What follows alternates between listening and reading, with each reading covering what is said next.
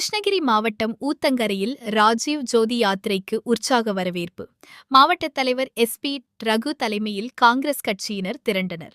முன்னாள் பாரத பிரதமர் ராஜீவ்காந்தியின் நினைவு நாளை முன்னிட்டு பயங்கரவாத எதிர்ப்பு மற்றும் தேசிய ஒருமைப்பாட்டை வலியுறுத்தி ஆண்டுதோறும் நடத்தப்படும் ராஜீவ் ஜோதி யாத்திரைக்கு கிருஷ்ணகிரி மாவட்டம் ஊத்தங்கரையில் காங்கிரஸ் கட்சி மற்றும் பொதுமக்கள் சார்பில் உற்சாக வரவேற்பு அளிக்கப்பட்டது.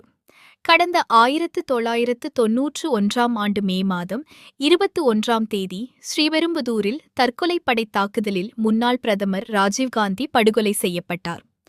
அவரது தியாகத்தை போற்றும் வகையிலும் பயங்கரவாதத்திற்கு எதிரான விழிப்புணர்வை மக்களிடையே ஏற்படுத்தவும் ஆண்டுதோறும் மே மாதத்தில் இந்த நினைவு ஜோதி யாத்திரை நடத்தப்பட்டு வருகிறது.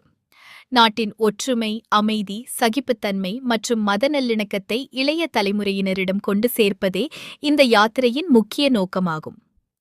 பல்வேறு மாநிலங்கள் மற்றும் மாவட்டங்கள் கடந்து ஸ்ரீபெரும்புதூர் நினைவிடம் நோக்கிச் செல்லும் இந்த புனித தீபச்சுடர் நேற்று கிருஷ்ணகிரி மாவட்டத்திற்குள் நுழைந்தது. ஊத்தங்கரை பகுதிக்கு வந்தடைந்த இந்த ஜோதி யாத்திரைக்கு கிருஷ்ணகிரி கிழக்கு மாவட்ட காங்கிரஸ் கமிட்டி தலைவர் எம்.சி. ரகு தலைமை தாங்கி மலர் தூவி எழுச்சிமிகு வரவேற்பு அளித்தார்.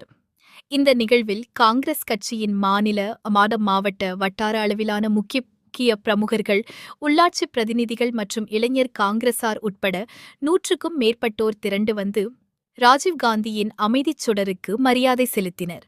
யாத்திரையில் பங்கேற்றவர்களுக்கு பொதுமக்கள் தரப்பிலும் சிறப்பான வரவேற்பு தரப்பட்டது. அரசியல் முக்கியத்துவம் வாய்ந்த இந்த ஜோதி யாத்திரையில் அசம்பாவிதங்கள் ஏதும் தவிப்பதற்காகவும் போக்குவரத்தை ஒழுங்குபடுத்தவும் ஊத்தங்கரை காவல்துறையினர் பலத்த பாதுகாப்பு ஏற்பாடுகளை செய்திருந்தனர்.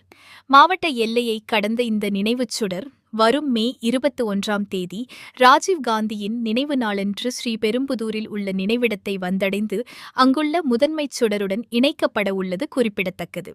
உங்கள் தேடல் நியூஸ் சேனலை லைக் பண்ணுங்க, ஷேர் பண்ணுங்க, கமெண்ட் பண்ணுங்க, ஆல் பெல் பட்டனை கிளிக் பண்ணுங்க, மறக்காம சப்ஸ்கிரைப் பண்ணுங்க.